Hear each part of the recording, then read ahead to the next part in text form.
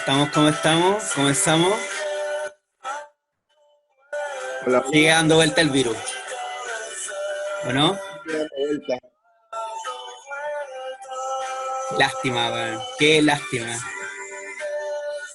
No, yo creo que vamos a seguir por lo menos vamos a seguir unas 4 semanas más. Bueno, Bueno, según, iniciamos de nuevo según, este miércoles 17 de junio. Esperamos llegar a más gente cada día y poder acompañarlo en estos momentos medio complejos que está viendo Chile. Eso, ¿cómo bueno, estáis, David? bien, bien, hola, ¿qué tal? Bueno, según leí hoy día, se habla que incluso podemos estar hasta octubre en esta, Al parecer sí. así que va a seguir dando vueltas por un par de meses más, por lo menos. Yo creo que probablemente va a seguir por un tiempo más o menos prolongado, al parecer. ¿Qué opinas tú de la hibernación? Bueno, era probablemente la solución, el tema de la hibernación o una cuarentena, en el fondo interesante, porque el concepto de hibernación, según lo que planteaba Espacio Público, era básicamente una cuarentena, pero ¿Mm? dado que lo que teníamos ahora le llamamos cuarentena y no funcionó, la idea era ya que el término estaba un poco gastado, así que la idea era para hacer referencia a una cuarentena real. Bueno, es complejo. Ahí es donde se ve a veces que a veces las soluciones óptimas también requieren de una cierta capacidad del Estado, de la sociedad, para poder llegar a esa solución óptima. Entonces, al parecer, y de hecho Espacio Público después matiza un poco sus dichos. En la práctica, la idea de parar la ciudad no, así como se suponía que debía ser, al parecer no tenemos la capacidad Ahora, mal para hacer. pensado de parte del espacio público, porque en el fondo lo que nosotros teníamos, o que en el fondo el relato que se había configurado en torno al tema de la hibernación, era que el gobierno había propuesto el tema de la hibernación. Entonces, en el fondo ahí, espacio público toma el guante y se pone el poncho y dice, ¿sabéis qué? Maticemos este tema, cuando en verdad los costos políticos de esa medida que originalmente había propuesto Espacio Público, de manera razonable totalmente, porque son los que más Ujú. le han apuntado los números en estos momentos, eh, termina retractándose y como en el fondo tratando de justificar un costo político que no estaban pagando ellos. Claro, claro, algo así sucede. Es interesante porque bueno, a ver, un problema que tenemos en este momento, y más allá de que si esos datos existen o no, es que no tenemos datos. No hay, la sociedad no tiene datos, la opinión pública no tiene datos, los expertos no tienen datos. No sabemos, no sabemos ni en qué momento estamos de la pandemia, ni cuánta gente hay contagiada, desconocemos cuánta gente lamentablemente ha fallecido en todo esto. Entonces, la verdad es que es un poco así. Yo creo que en el fondo el problema que había con el tema de hibernación es que también no sabemos, yo creo todavía si, o sea, estas cosas de las hibernaciones, cuarentenas, también tenían una idea de hacerse en etapas tempranas. El objetivo también es que el virus no se desplace por la ciudad. Claro. Ahora que ya está el virus completamente disgregado, ya yo la verdad es que no sé si, en el fondo, lo que yo no sé es si la decisión del gobierno pasa por una idea real de que esto no se podía hacer o que no querían hacerlo, o bien que no tienen del todo la certeza de que parando el país 3 semanas esto iba a tener los resultados esperados. Y también se podría dar que efectivamente se hace lo que se dice que se va a hacer. Se paraliza la ciudad, se corta el transporte, nadie sale de su casa, pero ya el virus tal vez está dentro de las casas y puede que el efecto ya, yo lo desconozco, pero creo que es complicado, es muy complicado todo este tema. O puede ser que en el fondo no simplemente va en la línea de lo que dice Ricardo Baeza Yates y simplemente se perdió la curva en el fondo. No hay capacidad de poder saber qué está pasando realmente. El espacio público dijo que había que triplicar los test PCR, que había que además habían cerca de 30.000 personas las cuales habían sido COVID positivo y no les había llegado ninguna confirmación. Entonces, el puzzle se empieza a complicar en el fondo. Es como una especie como, ya en la radio, hoy día en la radio de oído sale que ya hay desplegados 39.000 efectivos entre Fuerzas Armadas y Carabineros. Y En la región básicamente metropolitana. no hay más capacidad. O sea, básicamente es un gobierno que es ciego y que ya no puede levantar más peso. Y en ese sentido, cualquier estrategia para poder controlar una enfermedad que ya supera las capacidades del Estado, tanto en el ámbito comunicacional como, como capacidad de poder ejercer políticas de facto, o la misma capacidad de poder testear y poder en el fondo ver qué está pasando con la enfermedad, empiezan a menguar y por lo tanto ya se empieza a caer una especie de desesperación donde simplemente no tienes la capacidad de poder abordar un fenómeno que va más allá de tu alcance en el fondo. Y que más encima tú lo dejaste en una posición que te dejara a ti totalmente incapacitado para poder abordarlo, con muy poca capacidad. Sí, fue interesante porque hay una entrevista que se puede ver, la realizó CNN a Ricardo Baez Ayates, o Yates, no sé cómo se pronuncia, Yates parece que es, en la cual él hace una estimación, él dice, y esto es muy interesante, él plantea que probablemente la tasa de mortalidad en Chile está en torno al 0,6% de los contagiados. Tomando la cifra de 3.000 contagiados, eso da para que hayamos llegado a tener 3.000 fallecidos, al menos confirmados, con esa información de la semana pasada. Él habla de que en este momento, de forma conservadora, podríamos hablar de cerca de, en ese entonces, de 1 millón de contagiados.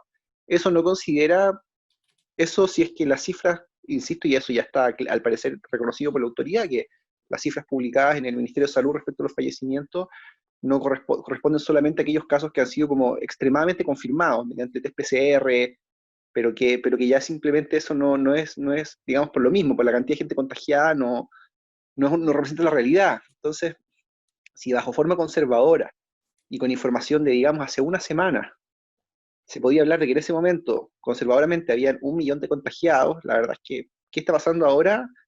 Es un misterio. Y para seguir, digamos, complejizando esto, otra información que ha entregado gente que trabaja en materia de datos, por ejemplo, es que la alta positividad que tiene Santiago, ni siquiera sabemos si es que hay laboratorios de Santiago que están procesando pruebas de regiones, porque si ese fuese el caso, probablemente los test que quedan en Santiago sería una cifra más alta. Y, y además que eso es un promedio, digamos, no, probablemente la clínica Las Condes tiene un índice de positividad bastante menor, o cualquier centro de salud privado del sector oriente, que es lo que puede tener en el sector sur. No sabemos, y esa información, esto es complicado. O sea, para poner la cuestión en perspectiva, ¿Sí? de acuerdo a lo que nos dicen los expertos en datos, como Baeza Yates, es que es muy probable que ahora o en unos días más tengamos cerca del 10% de la población chilena contagiada. Ahora, y Sí, no lo sepamos. es interesante porque cuando él lo dice, él de hecho dice 900.000, yo entiendo, digamos, probablemente él tampoco quería salir al titular el diario el otro día diciendo, el científico de datos avisa que hay un 10% de la población contagiada. Nadie quiere tener que ser entonces él indica, pero en la misma entrevista que lo hace CNN, si no me equivoco fue Daniel Matamala, él le dice, bueno, pero si hay más, y él dice, bueno, si hay más, hay más. O sea, la situación es extremadamente complicada. Y yo creo que ahora el tema de los datos es porque es tan importante, porque muchas veces los desastres ocurren cuando no hay datos. O sea, ¿qué es lo peor que le puede pasar a un avión en vuelo? Es que sus instrumentos fallen, que no le que no le indique la altitud. Como la serie Chernobyl, que en el fondo creyeron en un principio que la cuestión iba a piola porque habían 3,6 Roentgens, y viene el científico y Exacto. dice, miren, yo no tengo el hecho indirecto, pero lo que yo no tengo en el fondo la contabilidad directa, porque no he ido con un instrumento a verificar si es que efectivamente 3,6 Roentgens, pero lo que indica la situación es que no hay 3,6, sino hay 15.000, porque Exacto. es muy probable que el núcleo esté abierto, de acuerdo a las cosas que nos pudieron informar mediante de los testigos presentes en la misma explosión. Entonces creo que el gobierno está en una situación un poco parecida en ese sentido. Sí. Y además otra cosa, yo recuerdo, y esto es un poco espeluznante, digamos, recordarlo, pero ¿tú te acuerdas, Francisco, de las proyecciones que había en marzo? Sí. O sea, unas curvas que después. Yo me pregunto, ¿y si esas curvas fueron reales? Simplemente que no fueron medidas. De hecho, se le No criticó sabemos mucho al colegio, no sé qué colegio, el Colegio Médico Regional de Talca, si no me equivoco, o de si, Rancagua, no estoy muy seguro, o del norte, sí, o pero fue del uno norte, regional. pero había el colegio regional, un colegio médico regional que hablaba de fines de abril, habían cerca de 7 millones de contagiados. Yo creo Claro. que, de acuerdo a lo que dicen los expertos, no creo que haya llegado a ese nivel, pero sí a un No, nivel, de sí cerca. a un número bastante catastrófico que Claro. pasa cualquier capacidad de un Estado, sobre todo tan pequeño como el chileno, para poder en el fondo abordar un fenómeno de estas características. Sí, sí. Bueno, en esa ocasión en concreto yo recuerdo que ellos después dijeron que se habían equivocado con un cero. No sé si era, en vez de 7 millones, debieron haber dicho 700.000, pero al parecer la cifra, estas cifras de marzo, cuando pensábamos que... Yo, de hecho, yo reconozco que por ahí, por el 20 de abril, hasta ya me estaba empezando a creer, dije, bueno, parece que será ya, espero que la próxima semana Claro. levanten la cuarentena y vamos a salir, porque parece que esto ya... O sea, eran estas cifras de... Pasó algo parecido a lo que escribe Bloomberg, al final. Que en el Sí, fondo hay un buen manejo de la pandemia cuando en el fondo llega a los sectores acomodados de Santiago, producto de las vacaciones que tienen las personas que habitan en esas comunas, y cuando se empieza a expandir, cuando empieza a salir la enfermedad de esas comunas, es cuando la asociación se empieza a controlar.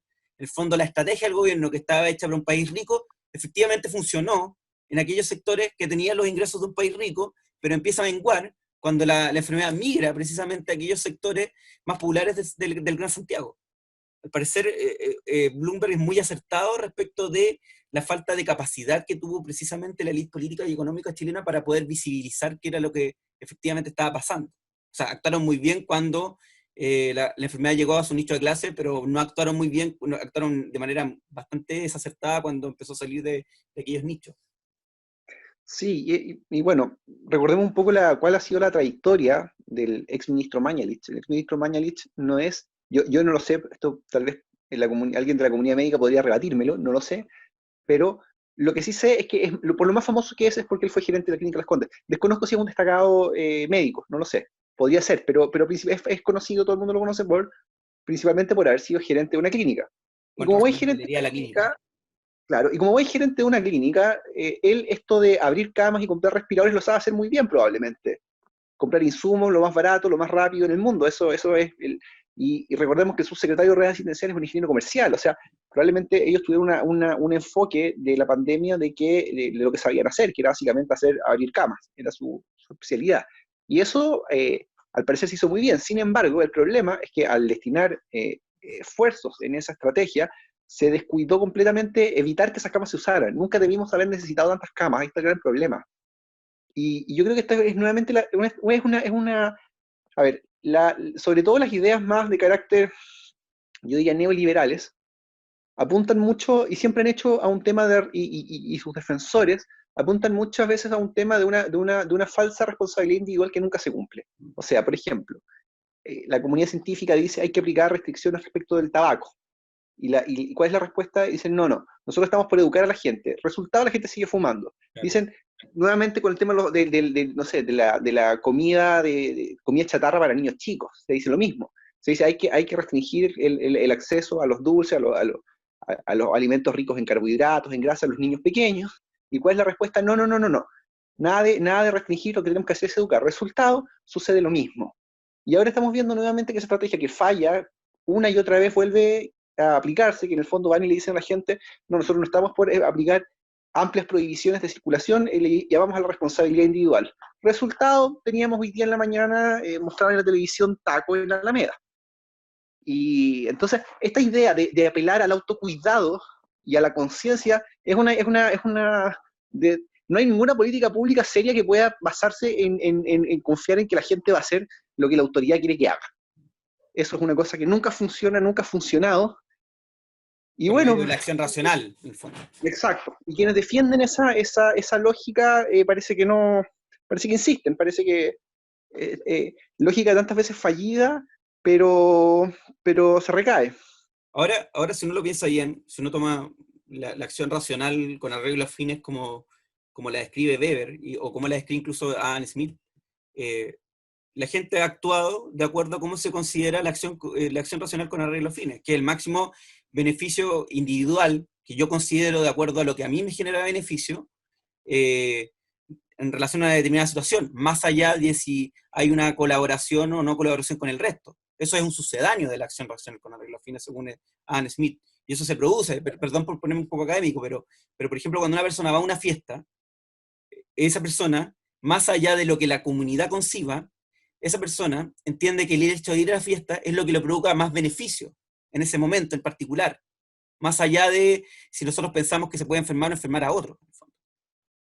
Y en el fondo esa Sí, lógica en la ciudadanía ha sido ha sido implantada por medio de la ideología liberal o neoliberal durante los últimos 40 años.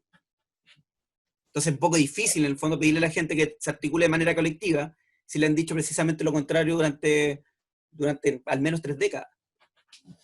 Sí, es llamativo eso, porque yo recuerdo, por ejemplo, muchas veces estos tuiteros medios anónimos que yo no sé dónde salen, muy de derecha, así anarcocapitalistas, que solía ver, por ejemplo, imágenes, y parece que yo no sé si lo dijo o es falsamente atribuida, pero hay una frase que creo que es muy buena en esto, cuando dice, cuando ponen esta como una foto de Margaret Thatcher, así como con letras de color, con una foto en blanco y negro, con unas letras de color, así como esa especie como de póster que se mandan, y sale una frase que dice algo así como, por eso digo que no sé si lo dijo Margaret Thatcher o se la atribuye a ella, pero en fin, y es como esta idea de que lo que existen, la sociedad no existe, sino que es No, es una frase de Margaret Thatcher, efectivamente. Sí. es una suma de individuos. Esa es la sociedad, es una suma de individuos. Y que dado, digamos, esta especie de tendencia, porque aquí en Chile siempre había una cierta, de parte sobre todo de los sectores de derecha, una cierta inclinación hacia, más allá de que ellos no lo pueden lograr, pero sí hacia una especie de rumbo hacia el anarcocapitalismo. O sea, eso es su sueño. Empresas, mercados y sin instituciones sociales, Claro. sin leyes, sin Estado, digamos. Ese es su sueño, más allá que no lo puedan hacer. Obviando la Entonces, obvia acumulación de poder que se produce a partir de esa dinámica. por supuesto, sí, al final es como la posición, pero más allá de casi un tema publicitario, políticamente hablando, decir eso. Pero el asunto es que, bueno, eso bajo esa lógica, la probabilidad de enfermarse del virus es muy baja. Estamos hablando que es de un 0,6 de los infectados. Y si a eso le sumas que ese 0,6% 0,06 de muertos, si no me equivoco, de ¿no? letalidad entre los contagiados, De y letalidad. ahora ese 0,6% no se distribuye de manera igual en toda la sociedad, está particularmente concentrada en gente de más edad. Por lo tanto, podemos asumir que una persona que tiene 20 años, la verdad es que la probabilidad es un número aún inferior y probablemente bastante inferior a ese 0,6. Sí. Entonces, esa persona, efectivamente, que bien ha entendido o entiende que lo que se tiene que preocupar es por él, la verdad es que desde lo racional no tiene por qué preocuparse. Claro. Porque esa persona probablemente el riesgo que corre en ir a asistir a una fiesta es menor tal vez que la satisfacción que le va a generar ir a esa fiesta. Entonces no tiene por qué no ir. Entonces, pedir, hacer un giro, y está bien, se puede, o sea, podemos empezar, y a nivel social se puede empezar a reconstruir eso, pero es como girar el timón de un barco, o sea, si tú quieres girar un barco no sé, en 45 grados, por ejemplo, no es cosa de llegar al barco, el barco se empieza a girar, no puedes hacer que cambie de sentido en un instante, va a formar una especie como de arco antes de llegar a la orientación que se busca. Entonces esto es lo mismo, o sea, está bien, se puede intentar hacer que la gente o generar políticas que apunten a una mayor valoración de la sociedad, pero eso no se va a conseguir en el tiempo que se requiere esto. O sea, en este momento, hacer estos llamados en la mañana, que hacen las autoridades, en que piden que por favor, que la gente no va a tener ningún efecto. Al corto plazo es imposible. O sea, yo creo que nos vamos a comer lo que es la inmunidad de grupo y lo que eso significa, que en el fondo lo que dicen los expertos en datos es que la inmunidad de grupo cuesta 70.000 muertos, no es algo que estamos diciendo nosotros, no es algo que está diciendo la izquierda, sino Y que Alejandra, las que hoy por hoy están metidas en datos dicen que la inmunidad de grupo, bueno, con la inmunidad de grupo nos comemos 70.000 muertos.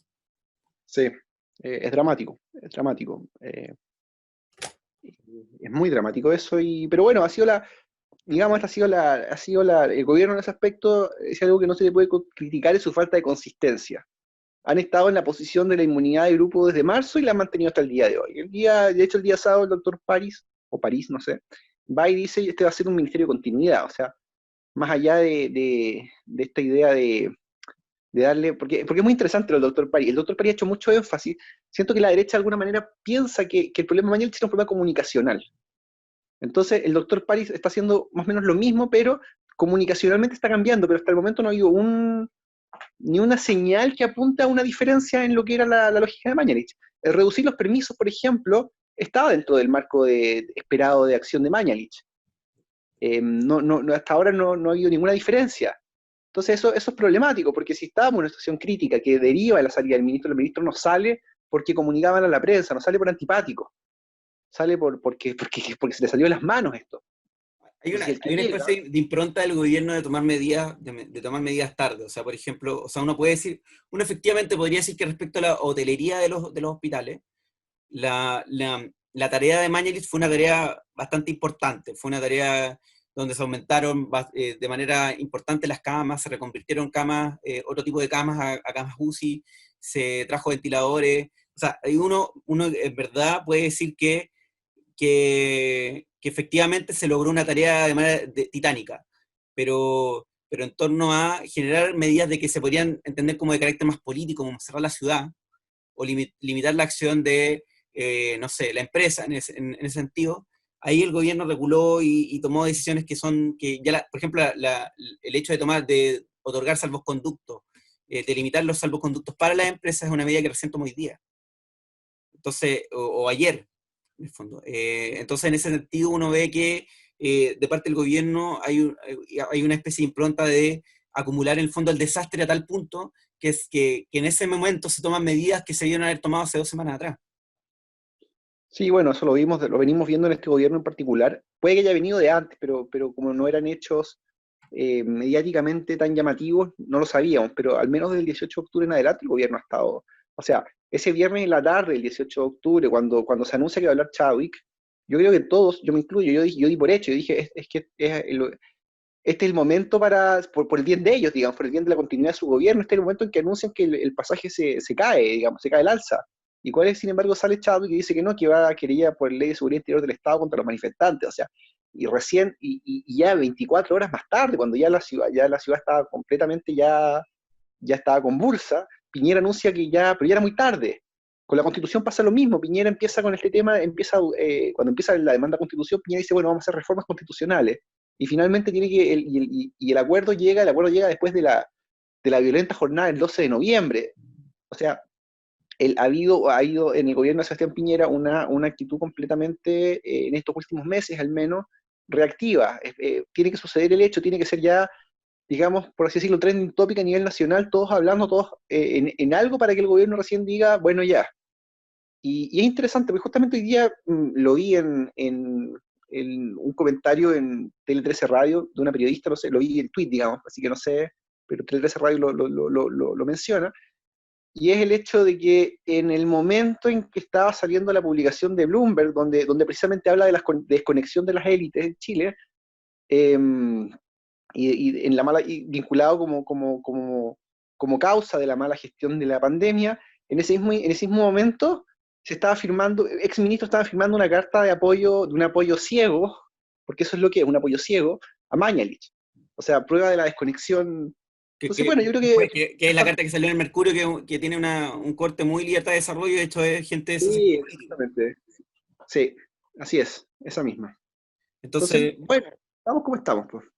ahora, mi pregunta es la siguiente, que es algo que nosotros hemos conversado ya cuando conversamos prácticamente todos los días respecto a este tema, que hay algo que a mí me tiene intrigado, y yo te lo he expresado, que es el hecho de esta tal vez disonancia que hay con el mundillo político, como tanto izquierda o derecha, en el fondo con la gente que está metida, con gente como nosotros, que está todo el día pendiente de Twitter y en el fondo pendiente de las noticias que salen del Congreso, del Ejecutivo, y que, y que al parecer termina siendo un poco disonantes con lo que está ocurriendo realmente en el país, porque en el fondo estamos todos discutiendo otro tipo de cosas, y hay una cantidad de muertos que cada vez crece más, una cantidad de contagiados que crece más, y al parecer no se ve una energía en las calles que se refleje en ese disgusto, en esa anomia. El mismo tema de las cajas, no sabemos si el gobierno lo ha hecho efectivamente mal o bien. Ya creo que hace 2 semanas se está diciendo o una semana se dijo que se estaban repartiendo cerca de 1 millón de cajas. Entonces, hay una especie de zona negra donde básicamente no sabemos cuál es el efecto que están teniendo las políticas del gobierno en las calles, en el fondo, los lugares donde se les trata efectivamente de apoyar en una situación donde no es tan fácil salir a trabajar, sobre todo en sectores donde se vive al día. ¿Cuál crees tú que es la situación de esos lugares que básicamente la gente que no habla en Twitter? La verdad es que es súper complejo saberlo, porque yo, por ejemplo, recuerdo que para todos los eventos que tuvieron que ver con los eventos entre, por así decirlo, 18 de octubre y el 15 de marzo, el ambiente de cambio constitucional, había una importante labor de, digamos, yo no sé si calificarlos como medios, pero al menos ni sé si eran prensa, pero había al menos, bueno, yo no sé si eran periodistas, pero supongamos que sí, para efectos de esto, de periodistas como de carácter independiente cubriendo hechos y reporteando y acompañando con imágenes, videos, y eso fue ese fue una especie como de contrainformación muy importante en un periodo en que los medios estaban muy cuadrados con intentar tapar todo.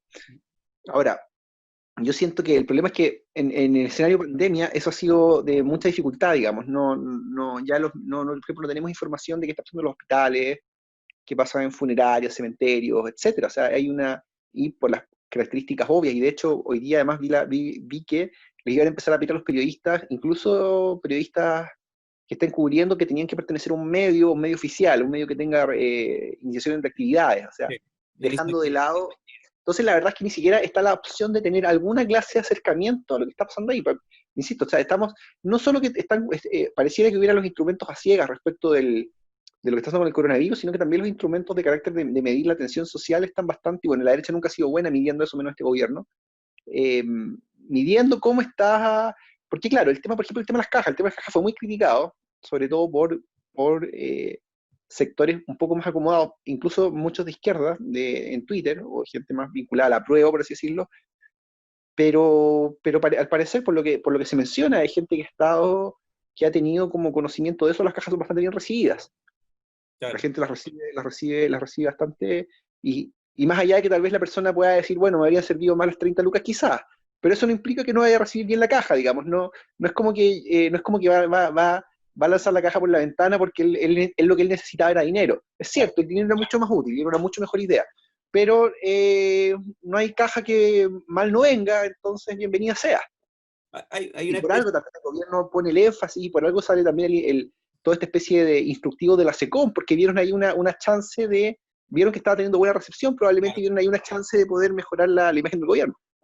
hay una especie de, yo siento, de impronta, y esto de todo el sistema político, incluyamos incluso la militancia tuitera, ¿ya?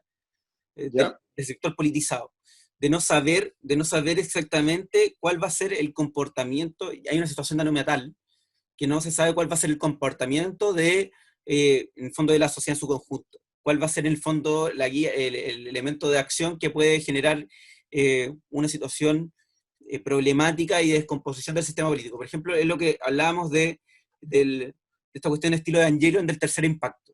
Cuando todos estamos esperando una especie así como de segundo estallido social, ¿cachai? Y no logramos entender que estos eventos de impacto que sufre el sistema político por medio de lo social, no se manifiestan de la misma forma.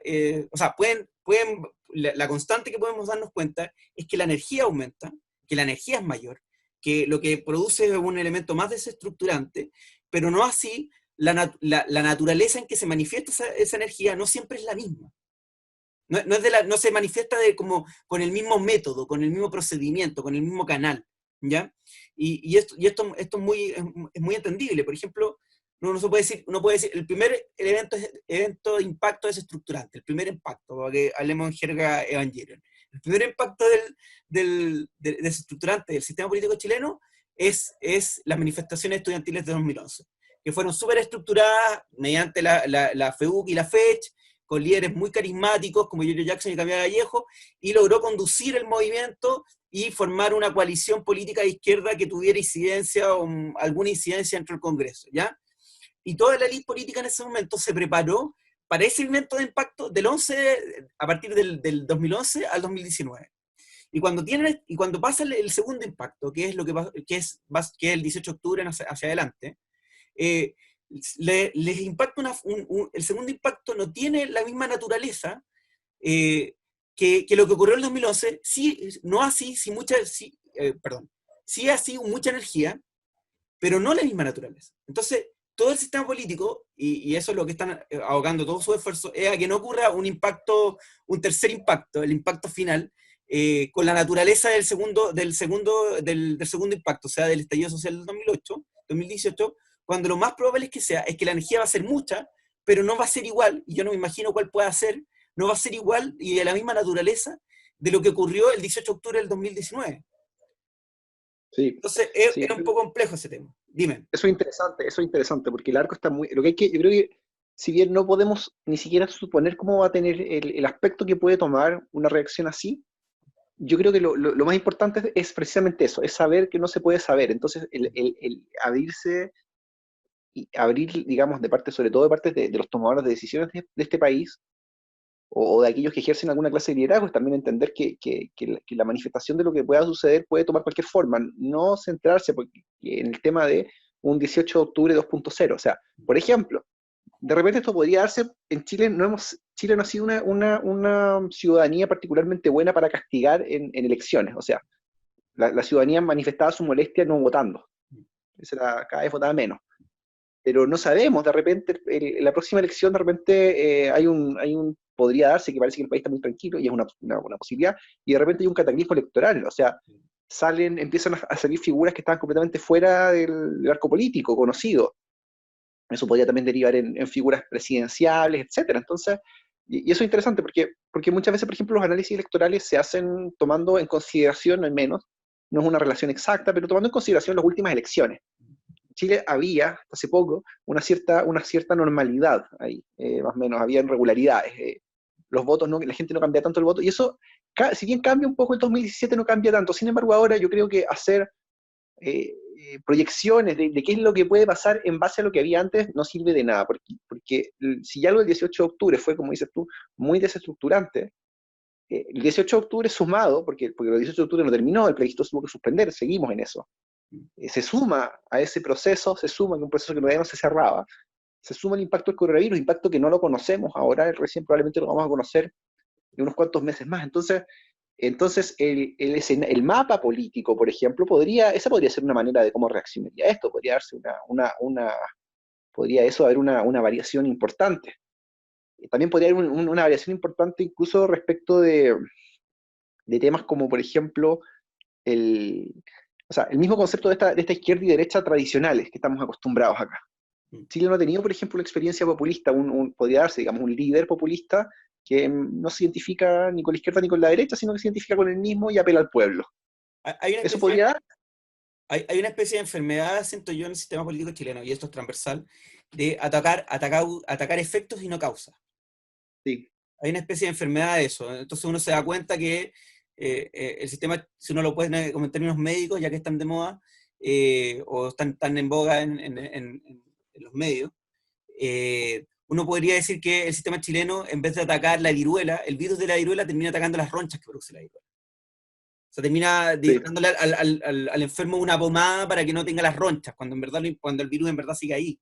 Y uno se manifiesta, y uno lo ve de esta forma de manera recurrente en el sistema político chileno. Así que la tesis de libertad de desarrollo, que en el fondo el coronavirus podía congelar el estallido social, es errada, porque en el fondo el sistema chileno comprende ciertos elementos desestructurantes mediante la implementación del sistema político, económico y cultural que desarrolla el neoliberalismo, que inevitablemente van a llevar a una situación de anomia.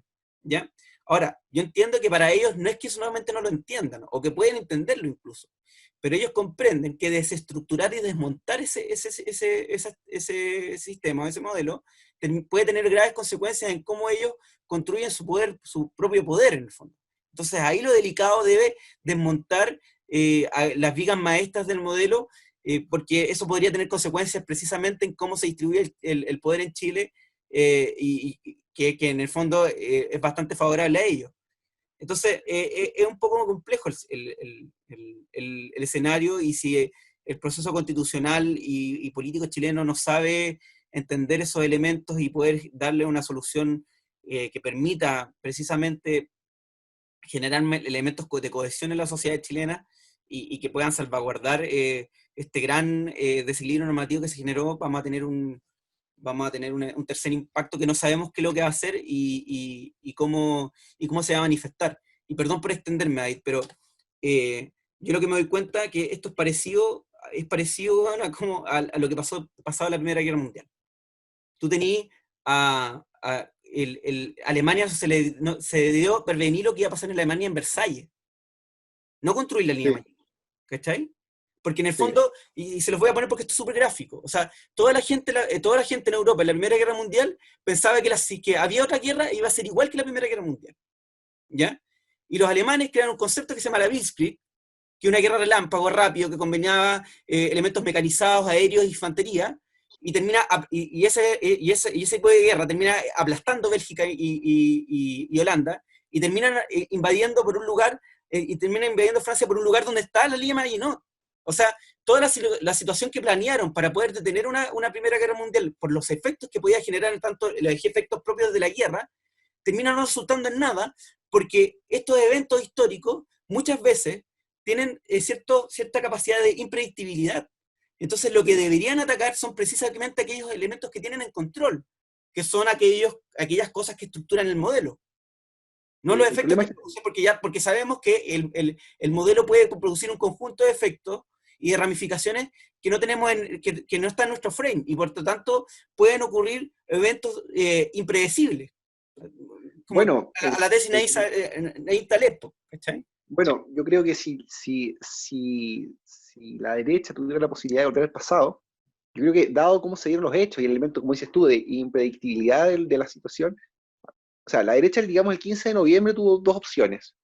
O entregaban, por así decirlo, la banda presidencial, caía el presidente, o entregaban la constitución. Es cierto que la caída del presidente no evitaba la caída de la constitución, porque eso se podía dar después, pero daba tiempo. Aún así prefirieron entregar la constitución. Ahora, no me cabe duda de que viendo cómo se dieron los hechos, la derecha debe pensar que fue un tremendo error, porque si hubieran entregado la cabeza del presidente, y ahora hubiera estado en este momento, y hubieran podido retrasar en algunos meses el tema constitucional al menos, ahora habríamos tenido probablemente, no sé, a Jaime Quintana de presidente, a Isabel Allende, a Guillermo, no lo sé, algún notable, y ese notable estaría con todo el fuego a la derecha, porque la derecha es muy agresiva cuando a la hora de ser oposición, o sea, lo vimos para el terremoto con Bachelet, le estuvieron pegando a Bachelet por el tsunami hasta 4 años, estuvieron 4 años después pegándole por eso.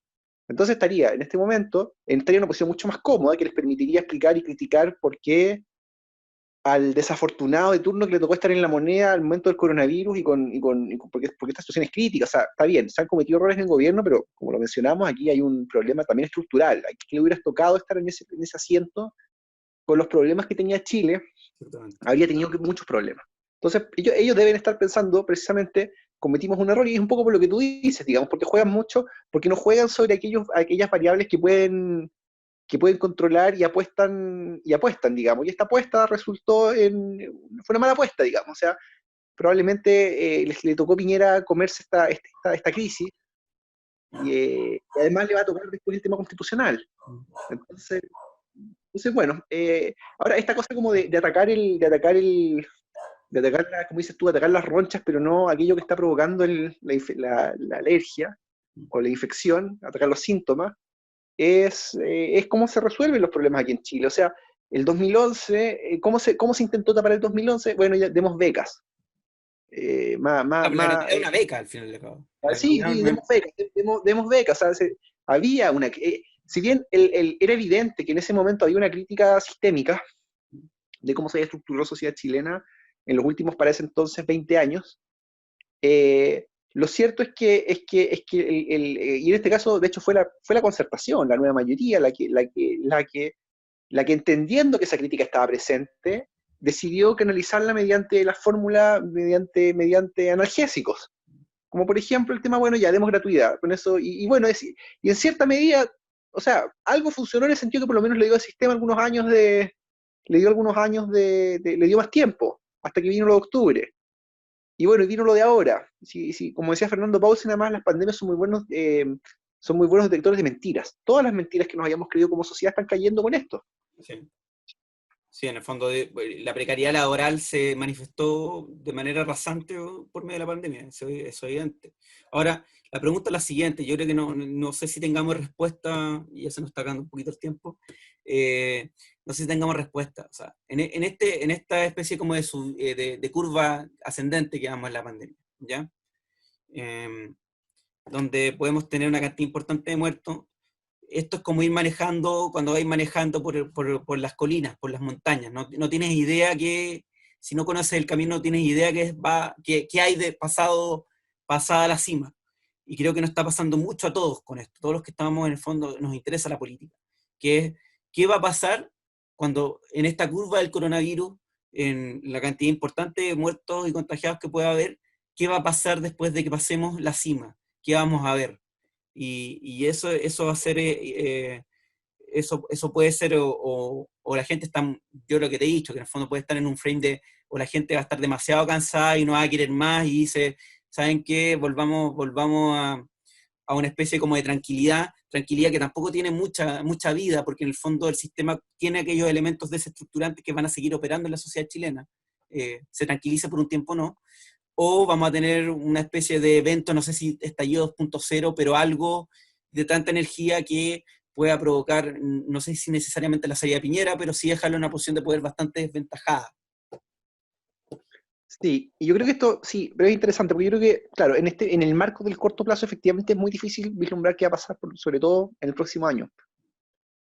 El punto aquí es que, sin embargo, si uno trata de verlo quizás un poco más a largo plazo, ya se empieza a ser un poco más evidente. O sea, a ver, a menos que Chile, y que nada da a entender de que eso pueda suceder, en el mediano plazo quizás, mediano a largo plazo, vuelva a retomar las tasas de crecimiento de los años 90, alcanzando 7% de crecimiento, siempre sobre 5. Así que no, si es que el Estado no logra volver al Chile, a ese Chile que crecía, que ciertamente estaba mejor el año 95 que el año 90, que era visible esa mejora, si no se logra esa especie de crecimiento medianamente acelerado que hubo por un breve lapso de años, este modelo no funciona porque este modelo promete eso. O sea, ya no se dice tanto, pero hasta hace algunos años se insistía en que éramos los mejores de Sudamérica, que cometíamos algunos errores, pero que éramos los mejores. Eso ya no se dice, ya Chile no es ejemplo de nada en términos económicos. Entonces, el modelo para funcionar requería es como cuando se dice que en el fondo la existencia de Roma como imperio requería una constante ampliación de territorios, estar sumando constantemente, y cuando dejaron de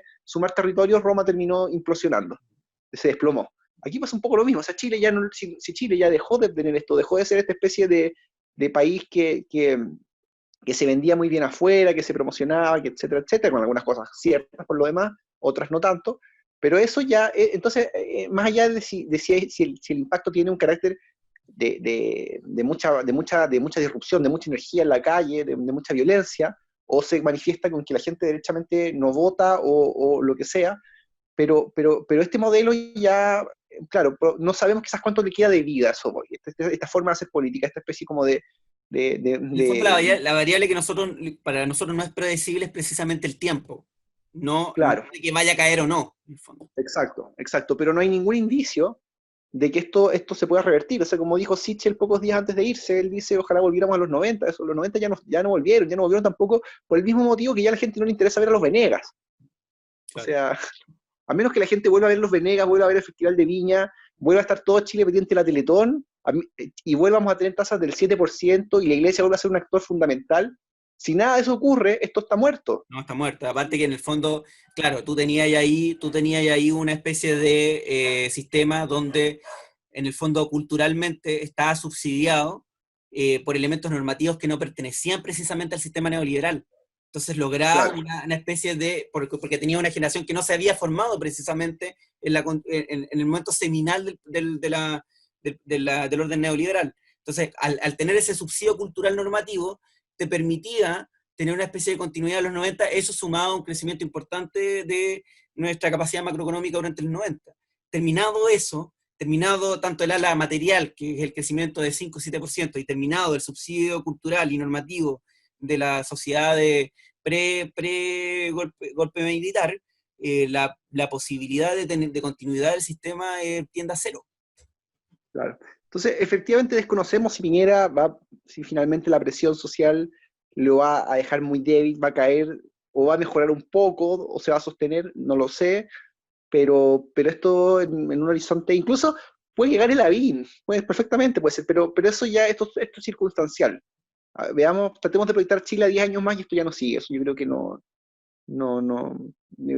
nadie a menos, como digo, a menos que vuelvan muchas cosas que ya es muy difícil, es extremadamente improbable que esto se retome, que se retome un poco este clima previo quizás al clima de hace un año atrás. Yo creo que yo estoy totalmente de acuerdo contigo y ya tenemos que ir terminando porque se nos Ok. acaba el tiempo.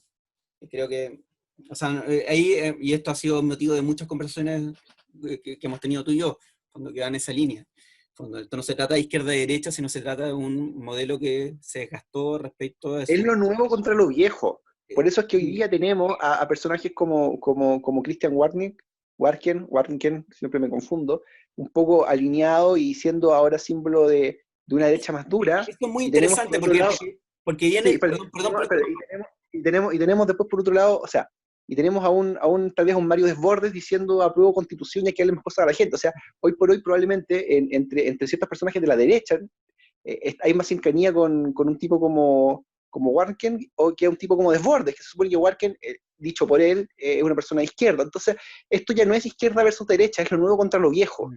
Hay un sector que es lo viejo, que es todas estas cosas de toda esta gente toda que la política de dice, transición, sí, exacto, todos todo el Chile transicional. los nostálgicos de esa época, con la gente que ya no quiere saber nada con esa época. Y Entonces, eso, cuando Axel ciertamente, Kaiser, perdón, pero cuando Axel Kaiser dice, oye, ¿sabéis que cómo están atacando a Werker, que es un tipo de de centro izquierda? O sea, te quiere decir que no está entendiendo cuál es el frame bajo el cual se desenvuelve la discusión. No tiene que ver con que Warken tenga un pensamiento más progresista o menos progresista. Lo que tiene que ver es que las lógicas que se habían engendrado durante el Chile transicional no sirven bajo el marco ni material, ni normativo, ni cultural, ni social del Chile del 2020. exacto, de acuerdo. Ya tenemos que terminar porque ya llevamos, yo creo que llevamos como 45 minutos. Así que, Ok, así que tengo que hacer la pregunta absurda de la semana. Ah, y le ya. mandamos un saludo a Felipe. Yo sé que Sí, no escucha tanta gente, de hecho bien poca, pero le mandamos saludo a Felipe, que hoy día está un poco enfermo y resfriado. enfermo, así que prefirió no participar, pero esperamos tenerlo en el próximo capítulo. Ojalá esté bien para la próxima semana. Bueno, Así viene es. la pregunta absurda de la semana. ¿Qué líder de ficción te gustaría para poder manejar la situación en la cual Chile está actualmente? Perdón, ¿cómo? ¿Me lo repites? ¿Qué personaje de ficción, que es líder ¿Ya? además, te gustaría ¿Ya? que estuviera a cargo de la situación de la crisis política, política sanitaria, económica, social que estamos viendo hoy en día? Yo digo Optimus Prime. Yo digo Ozymandias. Ozymandias, sí. Había Bueno, pensado en el Doctor Manhattan, pero creo que en este caso es mejor Ozymandias. yo Optimus Prime porque genera un liderazgo un poco antiguo igual, en sus lógicas. Sí, Lógica sí, un poco patriarcal, ¿verdad? sí, totalmente. Pero bueno, me gusta mucho Optimus Prime. Bueno, eso hay. Nos vemos la próxima Ya, pues, semana chicos, nos y, vemos esta semana y veremos y con qué cosas tenemos la próxima semana, porque la agenda se vuelve tan líquida que lo que sale una semana es completamente distinto a lo que sale la siguiente, así que sí, o sea, esperemos estar hablando de esto además, espero que haya algo que no sea pandemia, muertos, o sea, tengamos algún otro tema. Sería atroz tener que estar hablando de que estamos peor que hoy día. sí, sí, sería bastante malo. Ya, nos vemos Ya, la próxima Francisco. semana. Que estés